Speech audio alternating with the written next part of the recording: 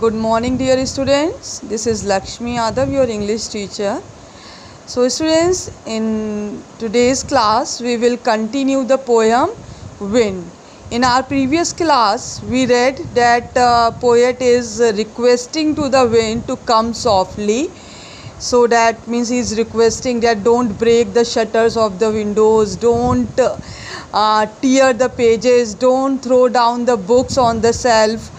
And means when the poet is requesting, the wind didn't hear the poet request and he just threw the things here and there. And after that, the poet started blaming the wind and saying that I requested you to come softly, then also you didn't hear my request and you tore the pages of the books.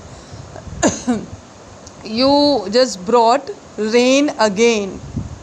And here, when the poet is blaming to the wind, he is saying that you are very clever at poking fun at weaklings. Means you used to make fun of the weak people only.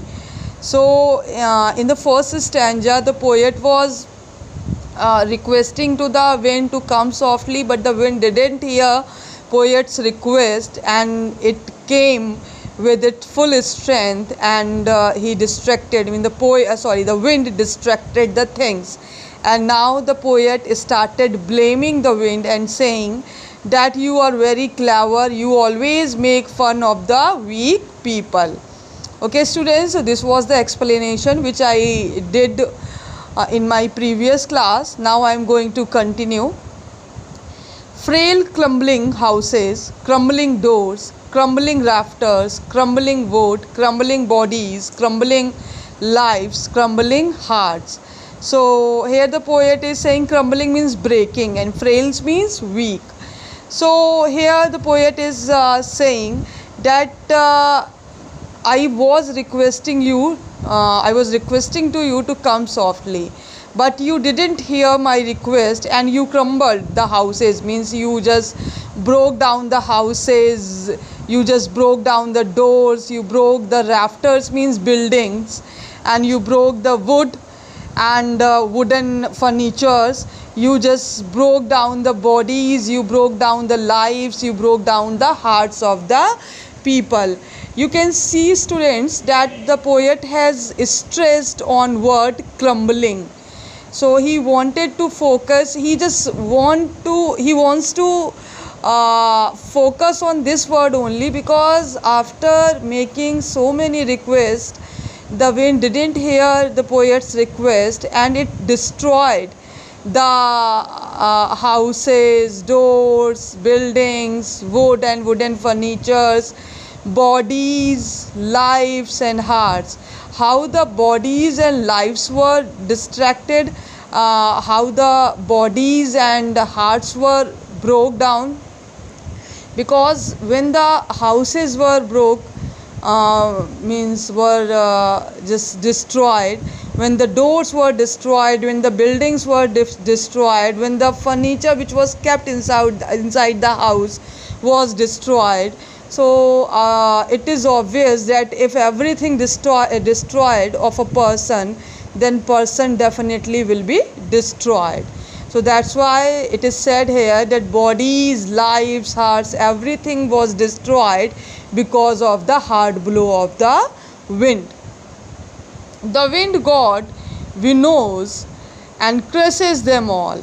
And here the poet is just making comparison of the wind with the god and saying that the hard blow of the wind destroyed everything.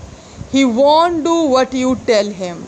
And here the poet is just awareing the people, those who were expecting everything good from the wind. So poet is just saying that don't expect to the wind that wind will or God will behave according to you. So what suggestion he is giving to the people? So come, let's build strong homes. So this is the suggestion of the poet, that if you want to save yourself from the destruction, So there is only one option, that make yourself strong. Why? Let's join the doors firmly, means just make your doors or joint your doors strongly, with determination, with strongness, with strength. Practice to firm the body, make your body strong. Make the heart steadfast. Steadfast means committed, that nobody can fall me, nobody can destroy me, means your willpower should be very strong. Do this and the wind will be friends with us. And the poet is saying ki if you will make yourself strong, then definitely the wind's behavior will be friendly behavior with us, because as the poet said earlier, that wind always, means it is not about the wind only. If you are weak, then it is easy to destroy you, but if you are strong, then means easily nobody can destroy you, nobody can finish you. The wind blows out weak fires. So the poet is saying that always the wind blows the weak fire. So you means I can give one example, that if you have lightened one candle, and the means the fire of the candle is always weak, so we can just with one blow we can finish that candle's fire. But he makes a strong fires roan and flourish. Flourish means grow. If the fire is strong, then with the blows of the wind, the fire makes itself grow.